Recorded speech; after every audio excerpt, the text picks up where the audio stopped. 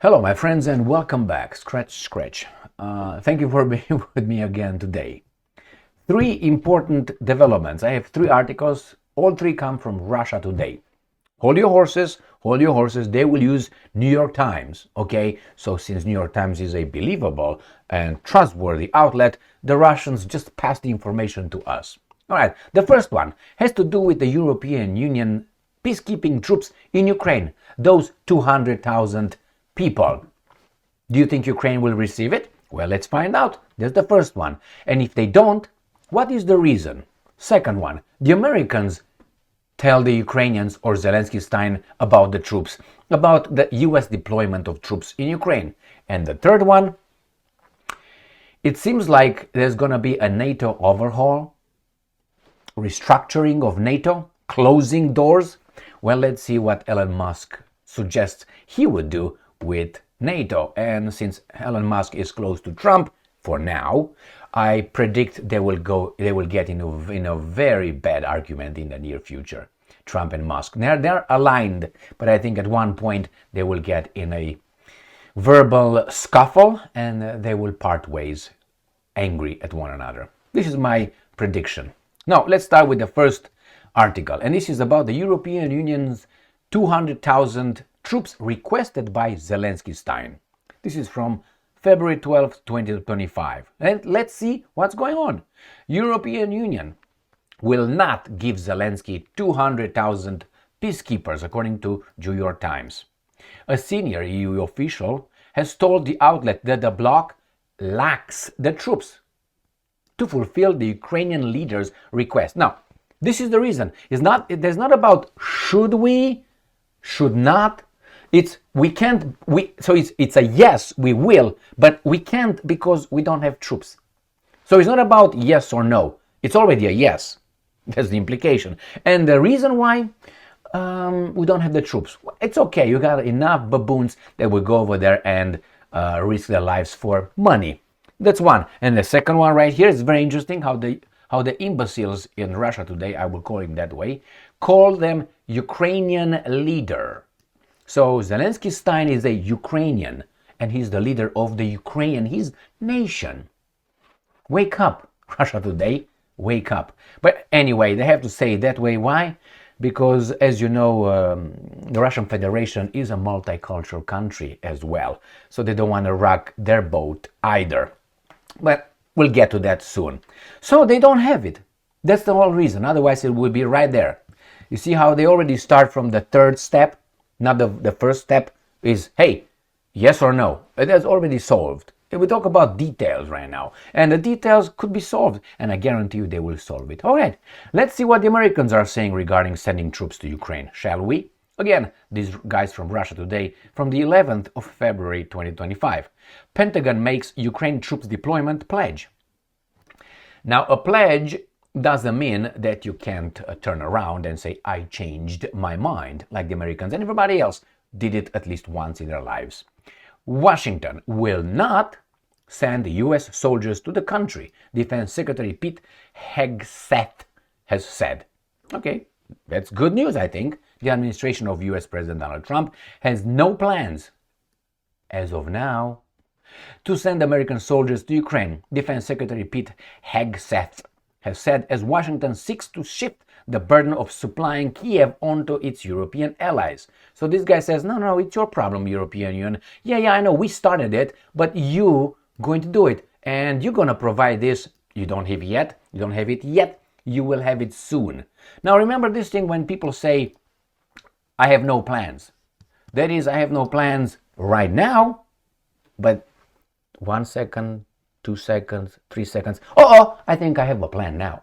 So you can always have a plan in the next 3 seconds, 5 minutes, whenever you feel like. Let's say tomorrow this guy says, well, I think we have plans to do it. What are you going to say? You're going to say, hey, Mr. Hegseth, yesterday you said there's no plans, and you're going to say, yeah, that's true. I didn't lie. Yesterday we didn't have any plans. Now things changed. So that means we have to adapt. Now we have plans. What are you going to say to that? Nothing. And they did it before. Remember when the Americans kept saying there will no howitzers. We're not going to send any armored vehicles to Ukraine. We're not going to send any air defense systems. We're not going to send HIMARS. We're not going to send Patriots. We're not going to send F-16s. We're not going to send anything. And they sent all of those, including tanks. So what's that? That's the mountain slope model that I use. They start with, as I said, with a former. Always it's a former. But he's an, how do you call it? He's an accredited guy, like he's a know-it-all. He's experienced, like a former general. And he's going to tell, former, that means he doesn't have an authority to, like not part of the government or anything. He just says, well, I think that we should send troops to Ukraine. It would be good for the peace, for the noble peace and the slaughter of Ukrainians by the evil Russians. And then that's the first step. That's a little bit up. Next one is going to be picked up by the media. Who's going to say, just a guy talking like an operative. This guy said so. The expert says so, but I don't think. No, it's dangerous. No. And then it's going to be a question to the, press secretary, White House press secretary. Excuse me, Miss Know-it-all. Should the United States, will the president send troops? Oh, no. The president has no plans. So you got a little bit higher. And then they go back to the media. And in the media, they were going to feature experts. And then after experts, like experts with, think tanks, NGOs, and sometimes they invite a military guy, really, or a politician, someone that already has official duties. And it's going to say, yeah, maybe they bring it into the discussion. And they're going to be more important, and they're going to go to the White House, they're going to make a little thing like this, a communique. We didn't decide, no, we don't know, that would be dangerous, blah, blah, blah, blah. They're already talking about it. And then one day they're going to say, the White House is considering doing it. And then they're going to tell you, yes, we do it to protect you. That's the mountain slope theory with everything they've done, with every weapons they gave to Ukraine, supposedly. They sold their weapons to those guys, and the international banking system loaned the baboons and so on. That's not aid. So that's the same is going to be here. Today we don't have any plans. Tomorrow could be 1,000 plans. And the last one right here regarding NATO, Russia Today, 12th of February. Musk calls for complete overhaul of NATO. I suspect he will get in a shouting match with Mr. Trump pretty soon.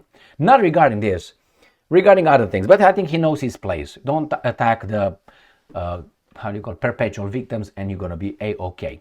And Trump knows that too, unfortunately. The Trump-appointed U.S. government official, Tsar, earlier called for the closure of state-funded Cold War-era propaganda outlets. NATO should be thoroughly revamped. Tech billionaire and U.S. government efficiency czar Elon Musk has urged. U.S. President Trump has recently expressed dissatisfaction with the level of defense spending. You don't buy our shit.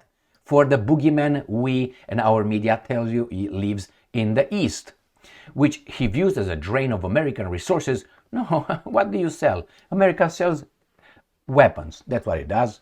So what are you talking about? Resources. Going so far as threaten underpaying allies with a withdrawal of U.S. protection, like in the neighborhood with Al Capone. That's what I call United States of America, Al Capone. They do the same thing. They act in the same manner. In a post on X on Wednesday, Republican Senator Mike Lee wrote that the Cold War is over. NATO's anachronistic. So the anachron, gone. We have here, NATO needs an overhaul. Tesla SpaceX CEO concurred, suggesting that NATO needs an overhaul. Well, what can you do? Shut them down. Europe is free now, not counting stifling bureaucracy. Nobody listens to them anymore. It's just a radical left, crazy people talking to themselves while torching $1 billion a year of U.S. taxpayers' money. Well, you're going to get with the military-industrial complex and you're going to be done. All right, and now, he should be 5%? Trump says. Well, my friends, the point is this. NATO will restructure itself because the Americans will tell them so. And will be structured like this. You pay out, you don't want to, but you will.